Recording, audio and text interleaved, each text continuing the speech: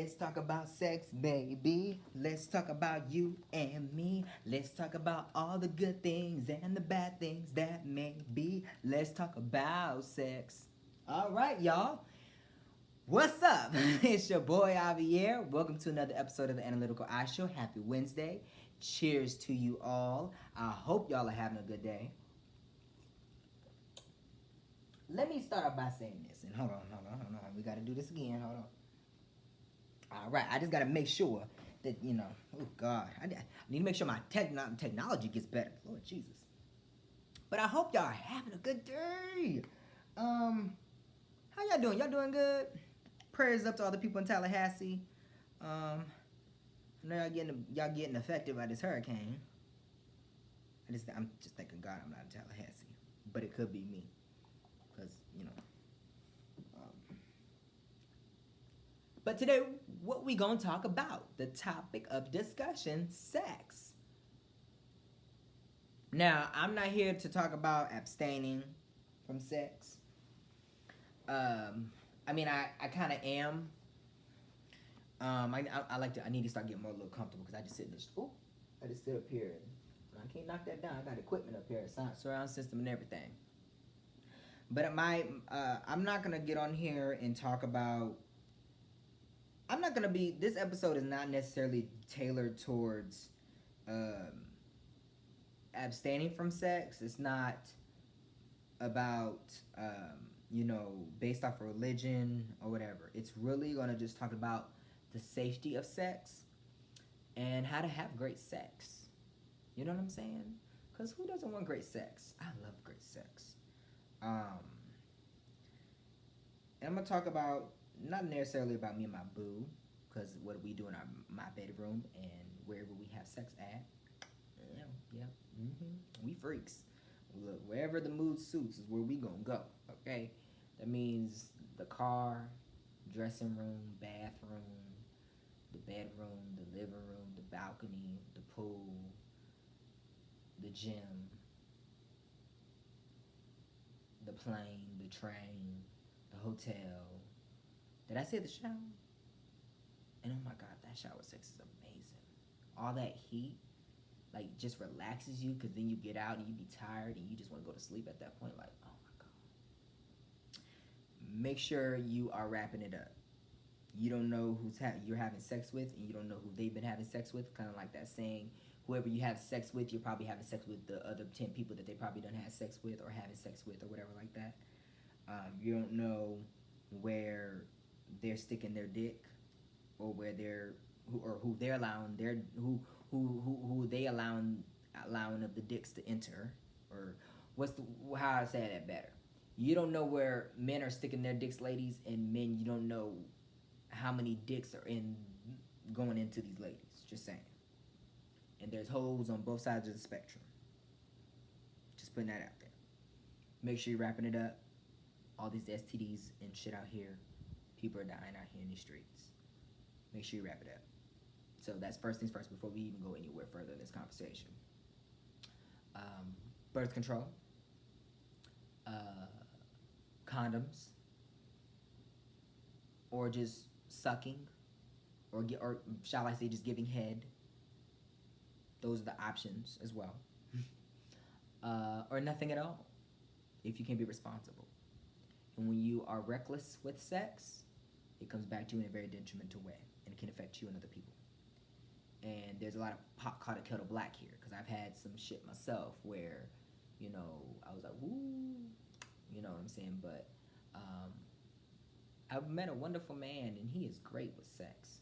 He's great with sex. The best. And actually really my first. On so many other levels that I will never speak on, because that's my business, not y'all's. But really, you could say he's my first, really. And and I say that for real, like literally. He is my first. And he's taught me a lot about sex, a lot about patience with sex, and horniness. From my experience, Or matter of fact, you know what? I can't speak on it. From my experience with sex, it was always about what they wanted, like basically doing for them in the bed. But it was never about me.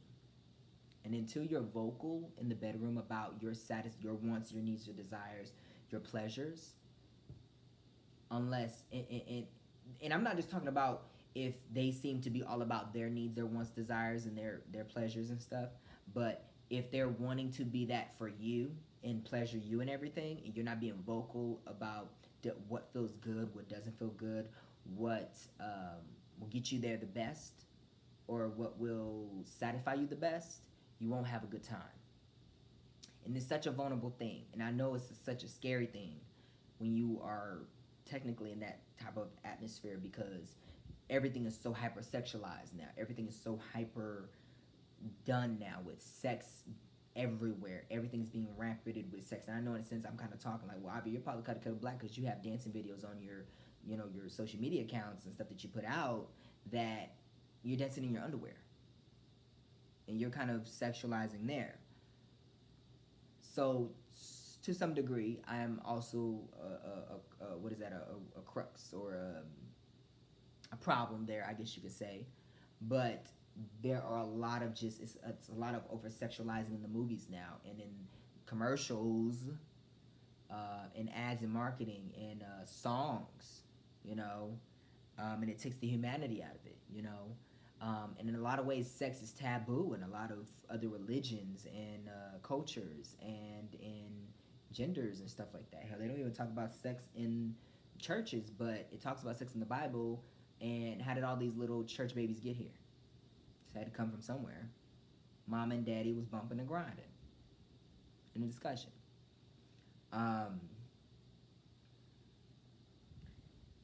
So first things first is protection. Looking out for yourself and respecting yourself enough to look out for yourself. And don't let anybody try to persuade you into doing something you don't want to do or not protecting yourself with protection. Oh, it don't feel right. Well, then you can't have sex with me then. Peace. If they're not really wanting to commit to you and building a life with you, such as marriage, like Jesus was, he didn't let himself be with anyone else because it was unnatural, and people said it was unnatural, not because it was unnatural. It was natural that he did that, but it was unnatural, and that's what people called it, because he didn't let himself be with anyone else because they didn't want to commit themselves to him. If you don't want to commit to me like marriage, how can I commit to potentially birthing a child with you? You know what I'm saying? Or getting into that aspect, because technically when you're inside me, or I'm inside you, whatever it is you believe you're doing, whatever it is, gay, straight, whatever, we become one in that moment. And for me, sex dies, but intimacy is what makes the sex great. And me and my boo's chemistry, our intimacy, is top tier. And it's funny because the sex was always great, and it had always been great. But our intimacy, our connection, our togetherness in the bed, when we're there with each other, is so paramount. We're so one with each other. And every year, it has gotten better and better and better. We try different things. We keep our sex spicy and alive. We keep, it's taken a lot for me to open up to him about not necessarily things that, it's not about what he's not doing. See, there's a difference between, what he or she is doing wrong versus you can do that, but do it better. You're doing that, and I love it, but do it this way. Because let me say this. We all start masturbating in our preteen years. Let's just be honest. I started watching porn at that age. I was watching straight porn, gay porn. I was watching it all. I liked it. I like it all. Certain things, that's just, and that is evolved into, especially now with OnlyFans and stuff, it has evolved and changed and stuff like that, and different videos and stuff. So I require every year something different. I'm finding more about myself sexually. And he's older than me, so he knows more about himself sexually than I do. And I'm still learning about what I like and what I dislike, and to be more vocal, because I know how to get myself there. And the way I also thought of getting myself there is totally completely different than what it's actually would be normally the case. Um, you know what I'm saying? Because I know how to get myself there the best. I know what makes me come the best.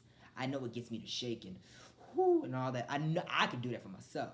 But to have somebody else do that for you, it's not necessarily frightening, but it's like, can you really get there? Because if I get there and it's not the way I usually get there, or the way I like to get there, then no, like I feel like that just wasted that time or wasted that moment. You know what I'm saying? Or if we fall flat, like the anticipation, like oh my god, oh yeah, you know, it's almost like you find somebody that you like and you sexually attracted to, or the lust is there, and you finally get in the bed, and then it's like what the fuck, that was not even the greatest. You see what I'm saying?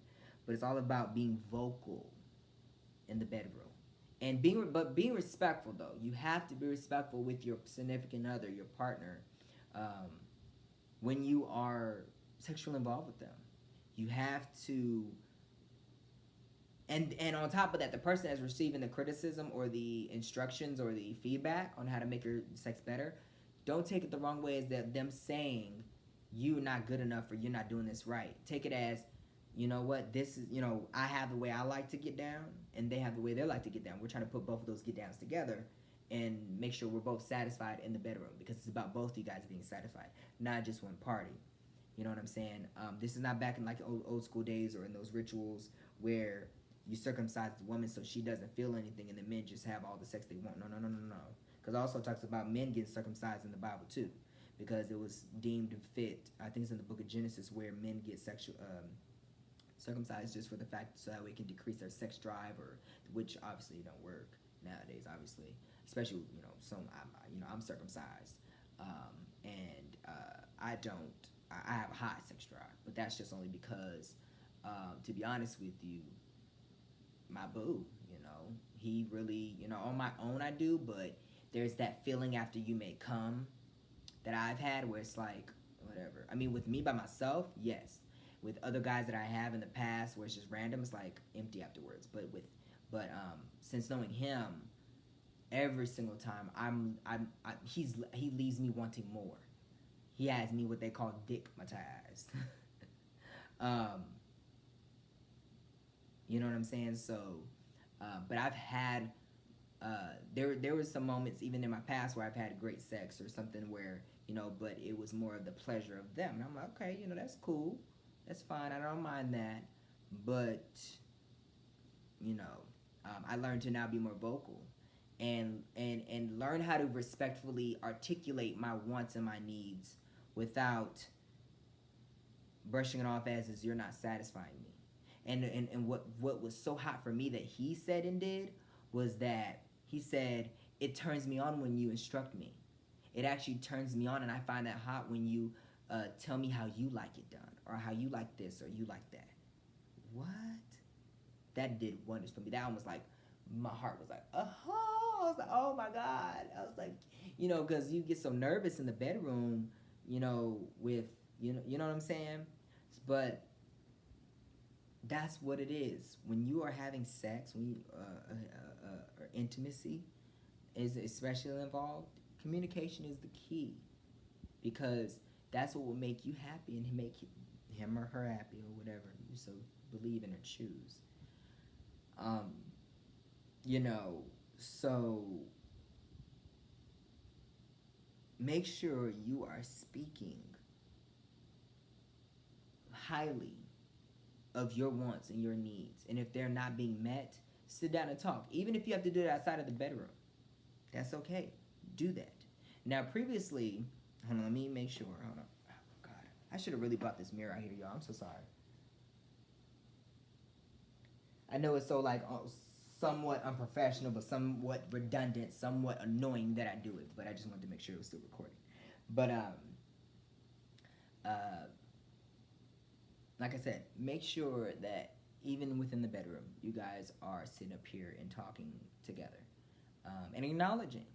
And it's not gonna happen overnight, but you gotta train. You gotta basically act like each of you guys are in special ed, and each of you guys are the teacher, and you're teaching one another how to become become a scholar at your body because you know your body the best. He or she doesn't know your body the best. You see what I'm saying? So you got to be patient with them and give them grace just as much as they got to be patient with you and give you grace when it comes to their body. You know what I'm saying?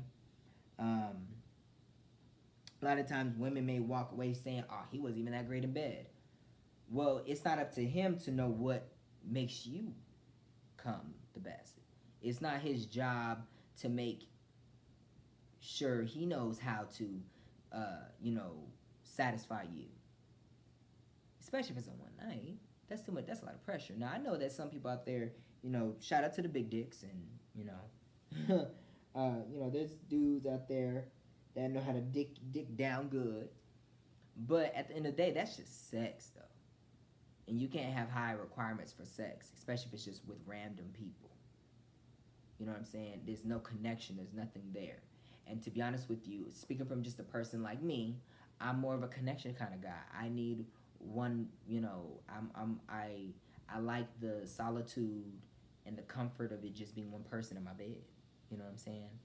And I've had my moments where I've had many people in my bed before, and you know, I don't like it. You know, I like to build a connection, be comfortable with that person because then I notice my body responds better. It responds more openly. It responds more comfortably because you're not scared that they may try to take advantage of you sexually or emotionally or mentally or all of the above. You're not. You're comfortable with that. This person is not going to endanger you in your life. You're trusting that in understanding in the promise that you guys make to one another that it's all above board. You know what I'm saying? And to be honest with you, I haven't always been all above board. And I've made some mistakes while knowing my boo. But we're not dating. I'm single. We're technically single. But I made a promise, and I broke that promise. But never again will I break that promise. And because I like the comfortability that we have, I like the connection that we have. I like the dynamic that we built, the relationship aspect that we built, not just sexually, but just in general. You see what I'm saying? And every day, you know, it gets better and better and better every time. You know, we just try new shit. You know, got sex toys, lingerie, you know, different things. You know, different things we want to try, different things we look forward to trying. That even if we've, you know, he's like I said more experienced, so maybe some stuff that he's tried that he could teach me on, or just shit that we've never tried before, but I opened him up to a whole new realm of shit. You know what I'm saying? You know what I'm saying? Just trying that's what it comes down to. You know, I like to consider it like this. I like to be I wouldn't say a porn star, but I like to be, like Monique said, an FBIA, a freakiest bitch in America. It's not about necessarily being freaky, but it's also just being about like just being open to everything. But I don't do the pissing thing. I don't do no. You're not. I'm not doing the shit thing. We not doing no new diapers. We not doing none of that. I ain't licking your toes. You ain't licking my toes. No, we don't do that, bro. That not over here. No, no. But everything else we can try some bondage. We can try the entry levels of 50 Shades of Grey or 365 Days. We could try some stuff like that. But we're not about to be sitting up here doing all this. We don't do that. There's some stuff I just don't get down with. But to each their own. That's why it's paramount that you communicate with one another when it comes to sex, because it's very important that you both have an equal say-so with what goes on in the bedroom. Ladies, it's not all about the men. It's not all about the men. And men, it's not all about you.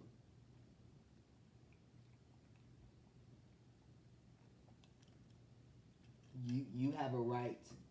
You're required to take care of her needs, and you women have a right to take care of his needs. And no one's needs is more important than the other. And if you're not being satisfied, go somewhere else. And to remember this, everything good to you ain't good for you when it comes to sex. And it's very important before you jump headfirst into a sexual relationship with someone, you understand the parameters, the boundaries, the what you want out of this, because sex is the ultimate connection between two people, hands down, over anything. It's where you can potentially create a life, men and women, mind you, not me and my boo, obviously, but you know what I'm saying. Even then, you're becoming one with that person. You are building something that is out of, honestly, the essence of love. The essence of love. And sometimes within that, though, there can be, when you start off even with a sexual relationship, why buy the cow when you get the milk for free kind of thing, you can't expect somebody to want more with you if, in a sense, you kind of started sexually. Because I've had to learn that the hard way with me and my boo, where, it's like, well, why aren't we actually dating or in love or anything like that? But it's because what I put out there first, sex. If I wanted something different, then I would have gotten something different. Doesn't mean that I'm harbor that, then I would say I had from time to time still do, but back then I did harbor a lot of feelings behind it, false expectations on things and wanting more and advancement, but I was handing out the milk for free, so why buy the cow? But it was my choice to hand out the milk for free. It was my choice to give it away for free. You see what I'm saying? So it's very important that you're honest about what you want and expect, and what you put out there is that's what you'll attract. And I just so happened to be blessed enough to find someone that was good, not even good, but great. Everything on my list he just checked. I just need to get that relationship. But he's still my boo at the end of the day. He's still a great guy, a great man, a great son, a great businessman, a great entrepreneur, a great music producer, very talented, very successful in his field. And I'm happy, And even looking at my life now, he fit, in a sense. I want more, but maybe this is where he fits in for right now. See what I'm saying? Doesn't mean he's going to be going away anytime soon. I'm just saying, But when it comes to sex, look out for each other. Communicate with each other. Be intimate with each other. And don't just treat each other as a piece of ass or a piece of dick, because we're more than just that to one another. And there's power within the rolling hills, like Jill Scott said. There's power in holding out ladies. There's a power in holding out men. There's value in that. There's respect in that. There's likeness. There is safety in that. But in the event when you do indulge in that, like a chocolate cake, a devil's chocolate cake as I call it, make sure you are doing so responsibly. Because too many people use it for bad, use it for war, use it for their advantage of things. And a lot of people become the demise, the crux, the casualty of sex. And sex is not a game. Sex is not a game. I have learned that the hard way. And never going back there again. Never again. Never again. And I learned from an early age, but I learned about sex early on, but it didn't understand the seriousness or grasp the seriousness behind it until I started having sex. You see what I'm saying? But that's when I started to see, you know what? Looking back, shit, there was some lucky times, man. I'm lucky because that could be me on an ID channel, or that, or that could be me, or just me telling a story, or whatever this is, whatever it is, So in a lot of ways, I'm very blessed and very lucky to today. I've learned the hard way. I've learned the extreme way of things, And when I have my kids, I'm gonna tell them everything. Tell them about sex. I'm not gonna promote for them to have sex, but I'm gonna tell them, and I'm gonna threaten them. I'm gonna lie to them about shit. I'm like, I hope you know if you have sex, your legs gonna fall off. But I really am gonna teach them not just about the birds and the bees, but I'm gonna talk to them about why it's so important to abstain from sex and the value of having sex and the devaluing of having sex. You see what I'm saying? And in men, you gotta stop this whole thing where you boost up your sons. Like, are you with your guy? Yeah, but if you see your daughter hanging out with a dude, or potentially they haven't had sex, you want to kill the boy. If the word's good for the goose is good for the gander. You need to put as much protection and control on your sons as you put as much protection and control over your daughters. Because there's an episode I remember from Good Times where Thelma was dating this boy that was some 20-year-old boy or 19 or some older boy, and he was talking about sexual behaviors in the ghetto. I remember the episode. I can't remember what the episode was called. I know it was in the first season. I think it was. And JJ had a date, and Thelma asked James. She said, why does he get to go out on a date and not me? Because he's the son. I ain't got to worry about him.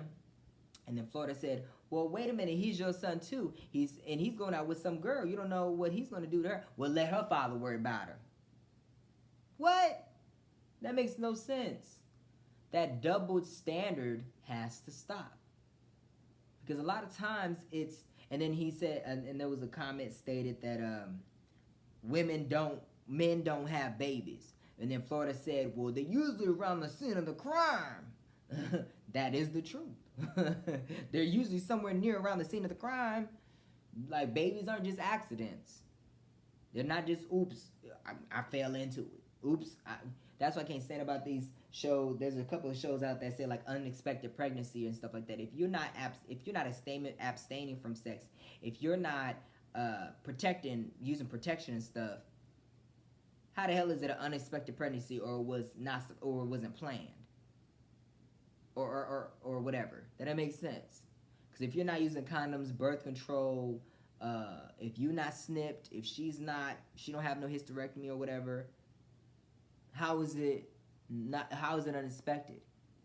You actively, knowingly didn't use condoms and you came inside her. You know what that entails. Y'all both came technically, not necessarily, you came together inside one another because remember, when you come one, sex, So I'm going to say it just like that. So you came inside one another, and now you have a baby on the way, and now you want to say that, we didn't expect this, we didn't see this happening, it was a shocker to us. How? Makes no sense. Don't see that. That's the dumb thinking in that. It was expected. Because you knew what was expected to happen when you decided to not have protected sex. And protection is not just for babies and STDs. It is protection of your body, respect of your body, to say, hey, I respect my body, I respect my soul, my mind, my heart, my life enough that you're not going to inflict whatever you want on my life with your seeds. And really, sex should be, even I have no room to talk because it's kind of like pot called the kettle black, but really the way I should have did it too is you date somebody, you get to know somebody, you watch them. You date them, you watch them. You marry them, you watch them. And then only then, when they are worth it, you then mix gene pools. So I'm a little bit backwards on that too. But I'm not scared to tell y'all, like, just the way I operate, and the way that I see other people that operate. Sex is a wonderful, wonderful, wonderful thing. And it does have the tendency to get in your mind and your ways. You get pussy-matized, dick-matized. You just be in a meeting, you be thinking, or just something where you will see on TV and just get you start thinking about that thing and wanting that thing, and you'll do anything to get that thing. You'll put that thing over anything else in your life. It makes it a priority. Sometimes it's at the detriment of your work or your education or shit like that. Now, I've done all those things too. Still doing some aspects. Or a lot of aspects, because that thing be nice. And it's funny because even then he sent me a text. He was like, "Hey, I got you digmatized." I was like, "Yeah, you know it. You did that. You doing it on purpose. You know what you're doing." Um, you know, but I love it though.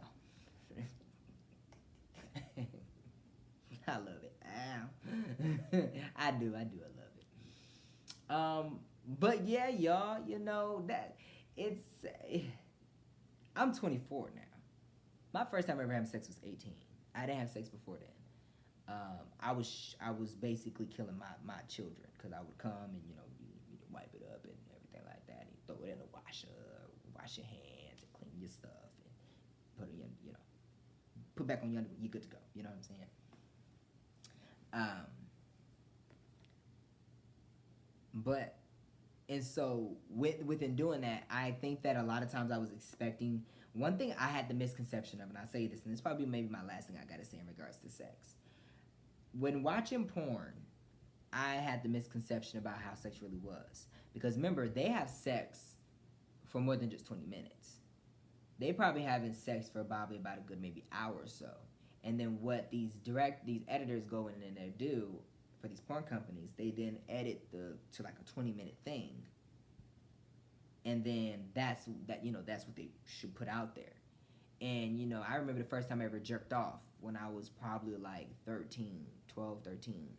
I literally, with no lotion, for the longest I didn't do with lotion because I didn't know. I had nobody teaching me this stuff. So I just thought, okay, let's just, But I was going so long, so hard, my arm got tired. I said, all right, hurry up already. I'm tired of this. Ain't shit happening. I ain't got no feeling. I'm not feeling that next, I climaxed. And I was like, ooh, I kind of like this feeling. Okay, now, all right. I like this. We can get down with this. This is something I can get jiggy with. And I wanted to do it over again. But one thing I realized that I was doing, and I still do that I've turned around from today that I used to do then, was that I was always rushing it. I was always go 0, feel nothing, and then when the 10 happened, it shot, and that was it. I never actually enjoyed myself. I never actually enjoyed me. I never actually enjoyed when my boo would, we were sex. I enjoyed him, but it was never enjoyment of me, and I didn't speak up vocally, and I never addressed those concerns with him. Because that's what, in a sense, from my past experiences with other people that I had sex with, it was always about them. And I said, well, you know what, that's fine. But when I met my boo, I said verbatim, can you help in so many, I'm not going to tell you our conversations, but it was basically, can you, pleasure me too? Can you help, let's, and the first conversation, I felt like, yeah, he's not trying to satisfy me at all. But then he did, and it was a shocker to me. And I felt like in that conversation before we met up to hook up, it was really more about him than me still. So I was like, here we go again. But this is the first time I was ever vocal. And I was also nervous about being vocal too because I didn't want him not to want to meet up with me because I felt like it was, it would have been just another person that was just gonna say, you know what, it's about me, not about you type of deal. But he did, and then I think over time, even without me being vocal, he became more into it to satisfy me as well. And he literally told me that in our first time meeting up, if I didn't come, he would have never came back. So it gave me a little pressure in my mind that I always had to come. But he took that as, his perspective on it was that if I came, it's because I actually am attractive to him. But if I didn't, it wasn't. You know what I'm saying? But I took that as, this is where communication is key, is I took that as well, I'm forced to not come all the time. I'm pressured behind it. And I would always take it as the way that he would pleasure me in certain ways. Well, now maybe he's trying to rush me or things like that. And it was a lot of insecurity on my part that I always had to perform, in a sense. Because with women, they can fake an orgasm. But men, if you go fellatio, you don't come, it shows there, for men. So I felt that, and for the longest, and I never told him that until like probably about maybe a year or two ago. And finally, he's just like, no, now I'm comfortable even if you didn't come with me. I'm comfortable because I know you're attracted to me, though. But at the same time, I also tell him, but it's so surpassed that I feel pressured. I feel like less than, or I feel like, it's just, I'm having I don't know. And so we had to sit down and we had a conversation. We talked. I mean, when I went to say we talked, we more so talked through text because he's always busy and doing stuff. But we, he started to make me feel more comfortable. To take all the time you need. If we here for 30 minutes, we here for 30 minutes. We here for an hour, we here for an hour. It is what it is. But I'm here to satisfy you, and I want to satisfy you. It makes me horny. It makes me want to come because I'm satisfying you as well. I want you to come. I want you to climb. I want that for you. I want you to have that feeling, and explore and him helping to explore the best ways for me to come with him outside of my hands or my whatever. Because I tell you this, when we're having sex, I don't even touch myself. He does all that for me, and I do all that for him. I don't really recall much of him really touching himself when we're together. And same with me, vice versa. We touch each other, but as far as us like really pleasuring each other with each other, not necessarily really, because I like that when we're together, we basically pleasure each other. Because at that point, then we're just soloing it. You know what I'm saying?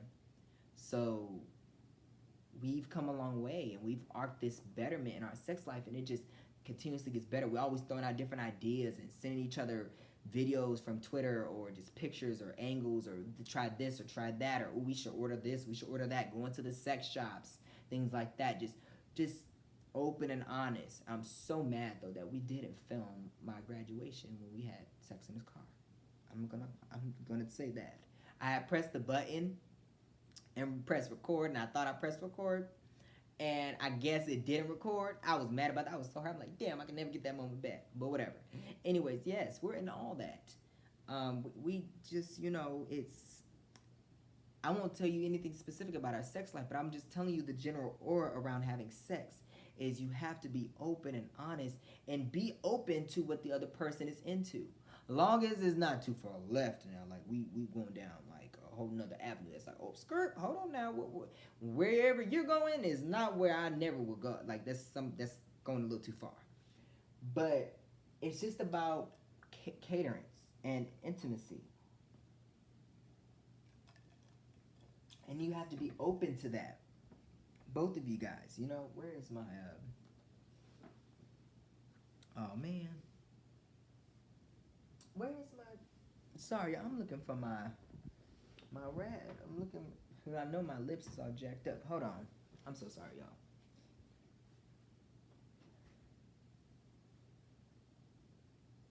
y'all. Okay, I'm so sorry, y'all. I'm trying to find, get this white stuff off my lips, cause I be feeling y'all. I look in the camera. I mean, when I'm editing, when I just adding the credits and stuff to this through Adobe. Sometimes I skim through just a little bit. I don't really review these episodes like that, but I'll, and now like, oh man, that white shit. It's a little annoying. But anyways, make sure you are communicating, respecting, advocating, and protecting your sex life. Sex with yourself, sex with other people. Make sure you are 100% optimal and serious in those regards, in those aspects I just mentioned. It's hard, it is scary, but the other end of that can be scary too. And you have to take it seriously. And I know it's like, well, how is sex? How is it's just sex. It's fun. It's this, it's that. But guess what? At the end of the day, it's serious as well. And it's one of the things that we don't talk about. And sex seems to be very taboo on the table. We don't talk about that. Whatever it is, it's bump the beliefs, bump the science, bump the education. That's really what it boils down to: is respect, protection, avocation, and communication. Those really 4 things. And if you want to say a fifth thing is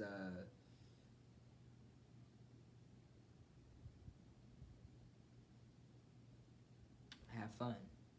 Safety, fun. that makes sense. Those are the five pillars of sex, if you want to call it that. So yeah, but I want to thank y'all for watching this episode. It was just really an easy episode, just something that I just wanted to get off my mind.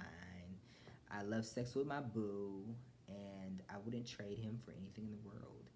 I'm very satisfied, and you know,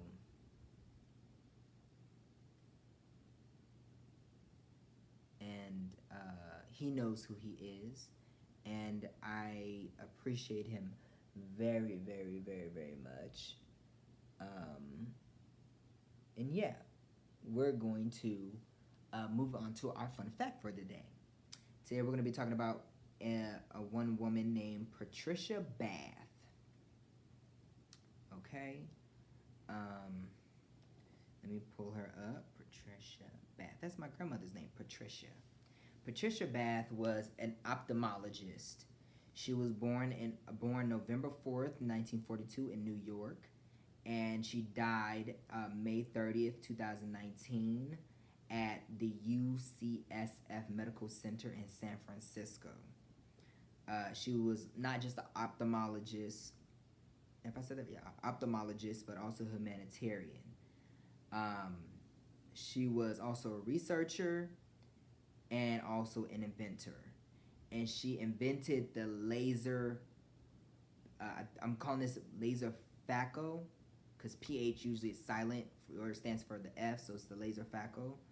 Um, and the laser phaco, it vaporizes or dissolves cataracts using tiny lasers. The old eye lenses is moved easily to make room for a new lens. Using the probe was faster and more accurate than previous equipment. The results were also less painful for patients. Um,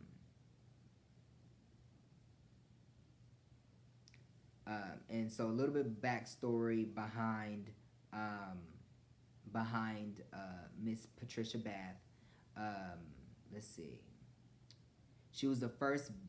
She was the first woman ophthalmologist to be appointed to the faculty of to the University of California at Los Angeles School of Medical Jules Stein Eye Institution. God damn, that's a long ass thing to say.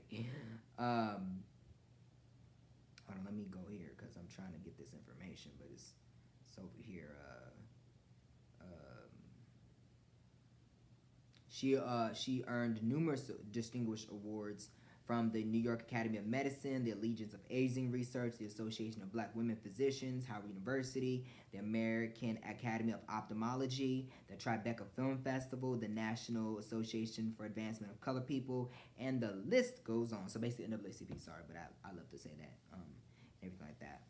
I'm trying to get to this thing here so I can read something off of here. So yes, thank you. I think that's pretty much all. She's a holder of 5 patents, and she founded the nonprofit American Institute for the Prevention of Blindness in Washington, D.C.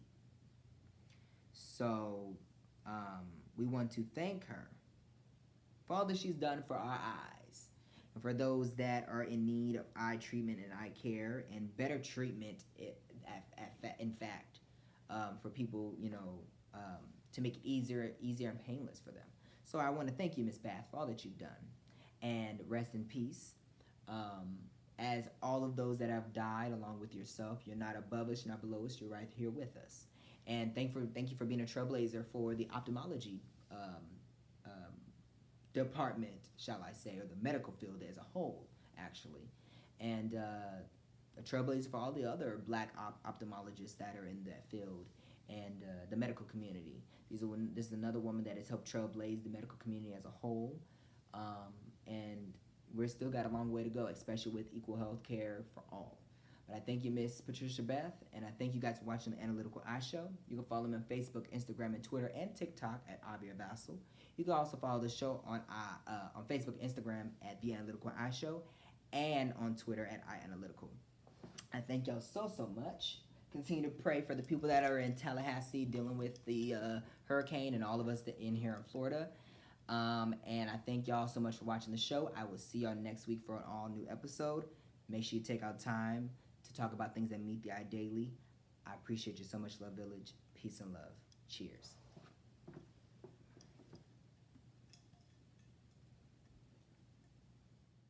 The Analytical Eye Show is presented by Analytical Eye Productions, a AAVR company.